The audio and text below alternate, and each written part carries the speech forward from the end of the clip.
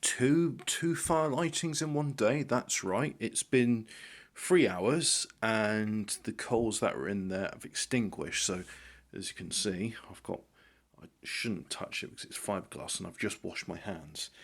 But yeah, new fire rope, which I think is not anywhere near thick enough. But when I do this, can you see? Can you see that moves? So contact is being formed. I think the proof's in the pudding. Let's get a fire lit and we'll find out. As you can see here, I've done a terrible, terrible job. Can you see that? That's a terrible job, isn't it? That's using a flat piece of... do I have some to show you? Apparently not.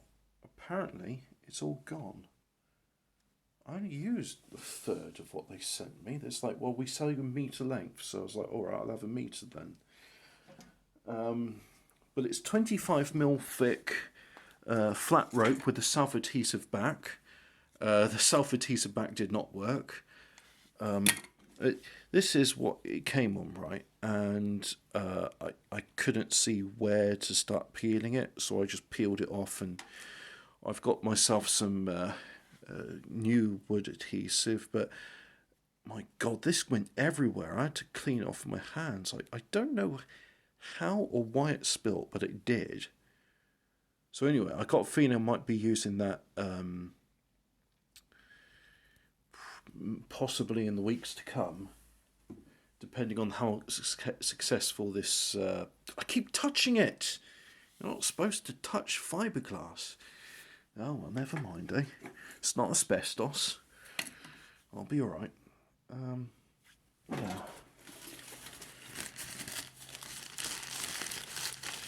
Also, in Greta Thunberg news, she don't care about the environment anymore.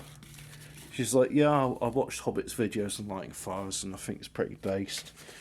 And in completely unrelated news, she says the genocide in Israel is more important than environmental issues. And I thought, oh, okay, that's an interesting thing to say. I got an advertisement pamphlet with the adhesive. Pottery Pro UK, thanks for shopping with us. We really appreciate. You can contact Kelly. You know, there's Kelly. She does pottery and stuff. Pottery Pro UK, we have large stocks of all types of refractory and insulation products. Refractory. I see. So fire bricks, they refract heat. Yeah. They also do embroidery. You can get a hoodie which says your logo here on it. I quite like the idea of that. They also sell something called Snickers workwear. And they got numbers. They're an eBay top-rated seller. I literally looked for like the first result I could find, which would just sell me fire glue on its own. And oh no, sorry. Oh, for a minute I thought it said ropes self-adhesive. No, this is the one that sold me the glue.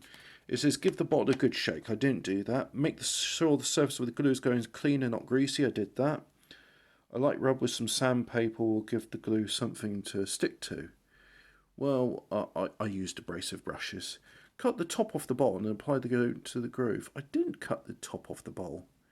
Place the seal firmly into place, light the stove, close the door, and gradually increase the heat over 30 minutes. Turn the stove off and allow it to dry for approximately 8 hours. So in other words, do a small fire to seal it. You know what? I've never done that before. So I think we'll just do it, and it can seal itself slowly as the stuff burns.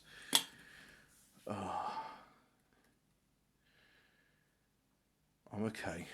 No, actually, no, I'm not okay. I had a call with the doctors, and the good news is I do not have appendicitis, but the bad news is something's wrong with me. I had this very paranoid feeling of, oh God, they've had my gallbladder, they're going to have my appendix next. Well, how many parts of my body will be there for my funeral? Mind you, it doesn't matter, does it? Well, it's all worm food in the end. Well, those vents are good and open. But no, I talked to the doctor and they said, can you lay down with your legs straight? And I said, yeah, I've been in bed. I slept for about 3 hours. Right. Can you cough? Yeah. See? And I did some jumps earlier on as well. And those are 3 things you can't do if you have appendicitis. Something in my lower right abdomen is twingy, but the appendix, it's probably not that. So fingers crossed. The other thing that was weird is I went to have a blood test earlier this week, and when I did that, I went to the car afterwards and spoke with a friend saying, "Oh, I'm done. I'm ready to pick you up." And he says, "Are you all right to drive?" And I said, "Well, what do you mean?" He says, "Well, you sound drunk or intoxicated." And I said, "No, I've just had my blood taken, and it's left me sweaty and a bit dizzy." So, yeah, that was just 15 mils of blood, by the way. It wasn't a whole. How much do they take if you give blood? I don't know. But no, and I did feel a bit. I remember when I was done, because we went grocery shopping and we also had lunch together, and it was a good day. And then I sort of drove back, so I left home about 1 o'clock, and I came back at 8 o'clock. I just remember almost not immediately, but going to bed soon afterwards. I was really tired, and I don't think I've put enough kindling on before I've put the logs on. I kind of done that without thinking what I'm doing. Yeah.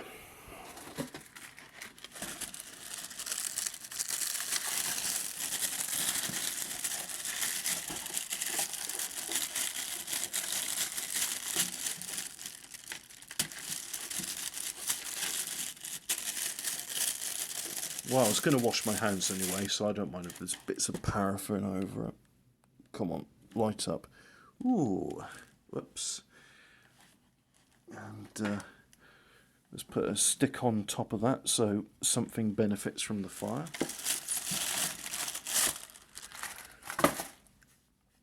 I know before, when I've had a good seal on this, that those coals will continue to have an ember for 20 hours. And this has snuffed itself after 3. So it's really not efficient at the moment. And you could just say, LOL, just chuck more in. What does it matter if it goes up? Well, the fact is, if the heat is going all the way up the chimney because it's drawing too much, then you don't get... you still get some heat come out into the room, but you don't get much. So really, I've just been giving the birds some fun thermals to circle around. Yeah.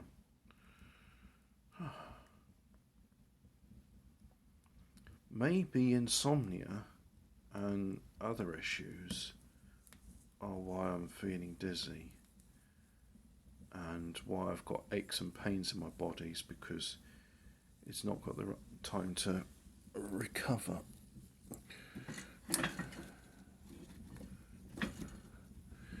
Maybe I need to get a new mattress. The one I've got is a bit lumpy. I slept on a mattress that's quite soft, and at first it was lovely, but then after a week of using it, no, I know why that fire rep's spare now. Look, I'm not sure if you can see this right, but yeah, you see that? Yeah. Bugger. So that's why that rope was spare, because it's just, well, maybe I can use it to line the middle bit. Mind you, this log's sticking out, so if I can get that in.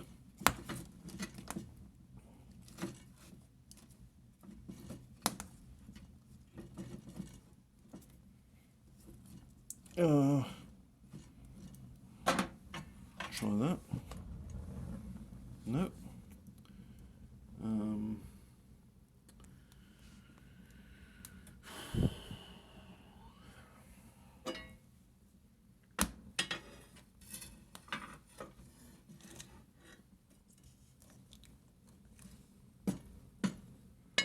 Oh, well, kind of glad I'm not going on holiday, really, because it would have been fun going there and finding like, oh, actually, no, it turns out I'm not fit for travel.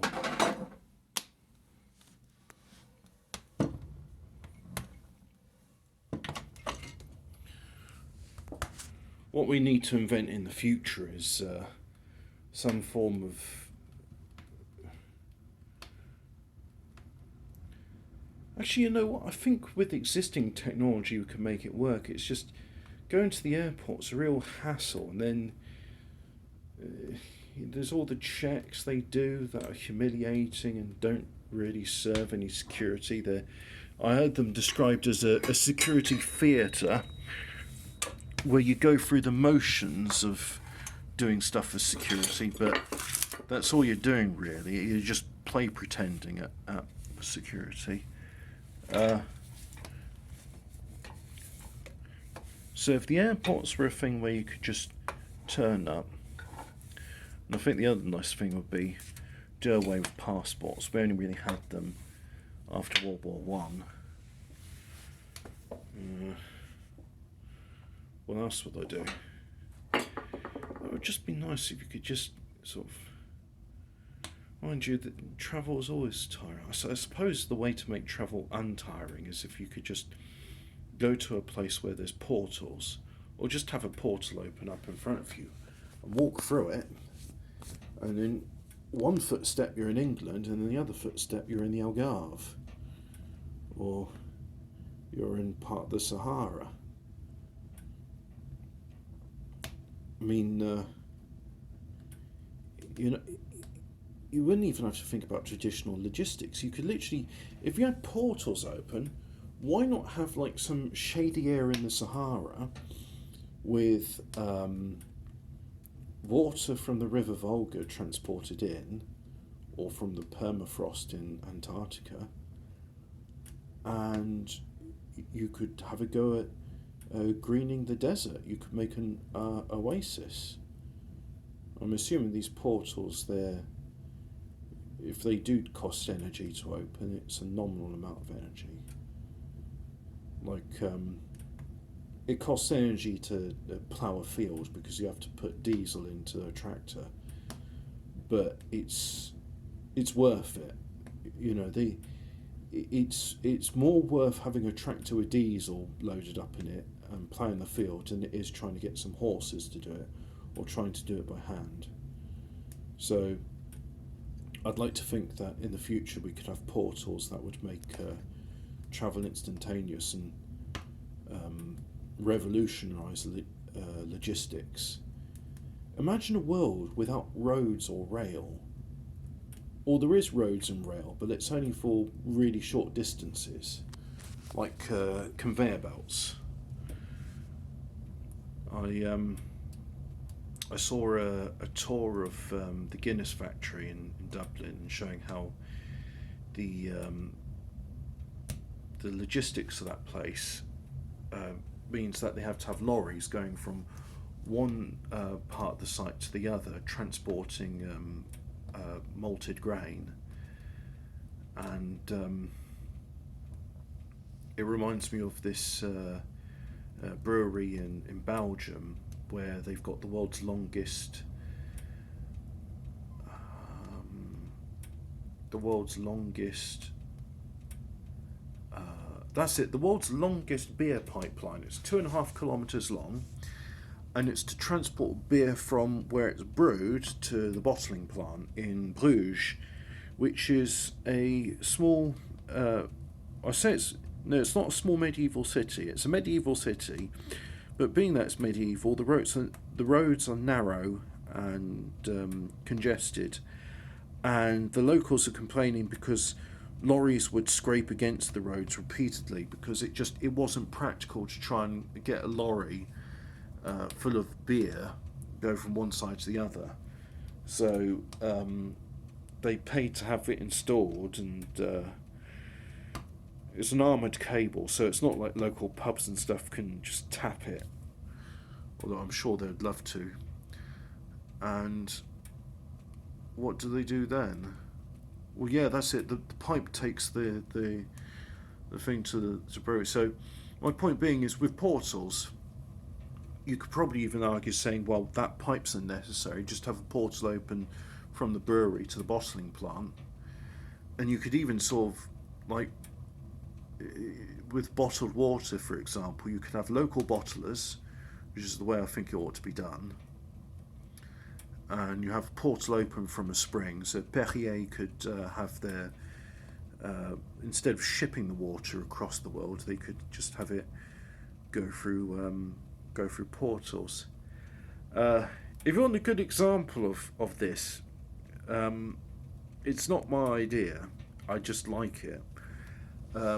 Peter Hamilton wrote the Commonwealth series back in 2010, and it starts off with, I think it's Pandora's Star, then Judas Unchained, and it talks about mankind having a interstellar existence. I want to call it an empire, but it's more oligarchy, and the method of travel is wormholes, which are opened up on planets from one planet to another, and they'll have railways going from one planet to another. Sometimes, if it's low traffic, they'll just have roads. But I just like the idea that there's these freight trains going from planets where pollution's not an issue to ones where they even ship in the electricity from the industry planets, so that they can keep the pollution on those as low as possible. And eventually, because of the interest of a star, spoilers, Pandora's star is a star they want to investigate. It's too far away for the wormholes to get, so they build the first starship that travels via wormholes. Yeah. Anyway, fire's going. It's going too fast, so I'll have to get some thicker fire rope. Toodle pip.